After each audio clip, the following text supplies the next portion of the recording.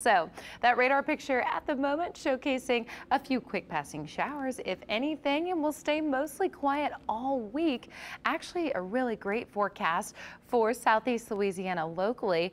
And we do have two different things to thank for that. The first is the cool front that's going to swing through and bring us more pleasant weather. And the second is the tropical activity, of course, Hurricane Milton is bringing elsewhere. So we continue with 81 at the moment. It's a little warm right now. We reached the upper 80s this afternoon, 88, which is 4 degrees above the average high forecast for October. It certainly didn't quite feel like October today, but we'll start to feel a little more fall-like as we head into the next few mornings overnight.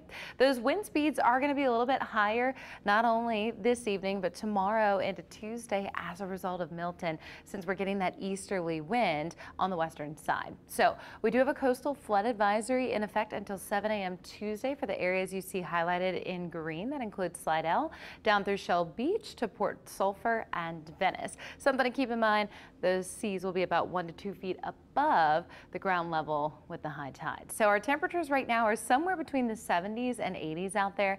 You got those low 70s on the north shore, low 80s on the south shore, and overnight we are going to see temperatures falling, but not as much as we will later on into the week. Dew point values at the moment in the upper 60s to 70s, which means it's still a little muggy out there, but we'll continue to see those improvements as we head into your Tuesday, Wednesday, Thursday, Friday. That hour by hour showcasing we are going to wake up sunny and 75 once again tomorrow morning, so it should be really nice. Humidity values start to fall off as that cool front arrives, and it's really more than anything a less humid front. Not going to see a huge temperature difference, but we'll go from these upper 80s to low 80s, and hey, that makes a difference enough, right? So here, as you can see, is Hurricane Milton with all that moisture pooling around the center as it pulls off towards the east because of that cold front that sinks further south. We're going to be on the western side of this with dry air locked in place through the middle and end of the week as this nears Florida's western peninsula. So here's the upper level steering pattern. You've got that trough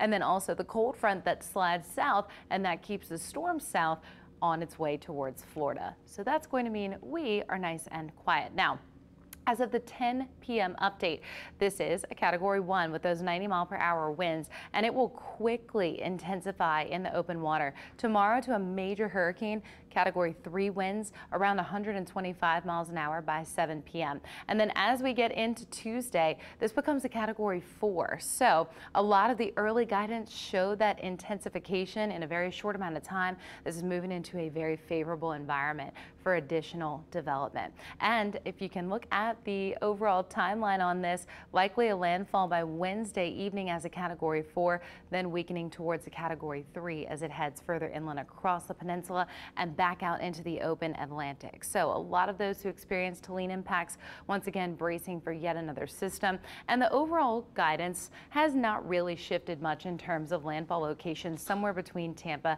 and Fort Myers. So many spots already issuing those mandatory evacuations as we approach the next couple of days. Impacts will range from heavy rainfall amounts to the flash flood potential, and then of course surge concerns, which will be significant in the Tampa area, and the wind threat as well, especially with those 145-mile-per-hour winds. So we're going to start to see a lot of warnings flying here shortly, 7 to 10 plus inches in rainfall amounts, and that's after a significant amount of rainfall they're already seeing from a separate system today into Tuesday. So our winds tomorrow are going to pick up a little bit. We'll see those gusts into the 20-mile-per-hour range, especially on the coast, even higher.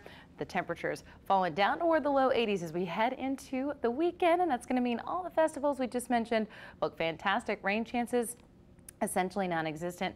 Tomorrow, any Saints plans you may have to watch us during prime time look great. It will be a little warm, but as we head into the extended outlook, temperatures finally more fall-like, at least into the overnight period.